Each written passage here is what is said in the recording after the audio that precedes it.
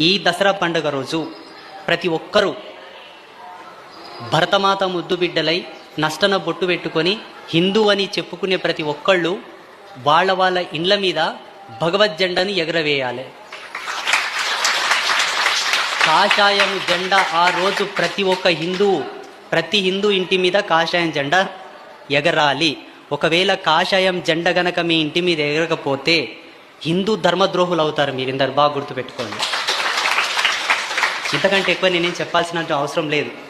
ఇప్పుడు ఆ ధ్వజమును మనం ఎగిరేయకపోతే వేరెవరన్నా ఎగిరేస్తారా? మనము కదా పురస్కరించుకోవాల్సింది. రేపొచ్చే విజయదశమికి ఈ దేశం అసలు సిసలైన మకుటంగా మారేటటువంటి ఒక అద్వితీయమైన దినము కాబట్టి మనమందరము భగవంతుని జెండను ఎగరవేసి మన ధర్మాన్ని సమాజానికి చాటి చెప్పాలి.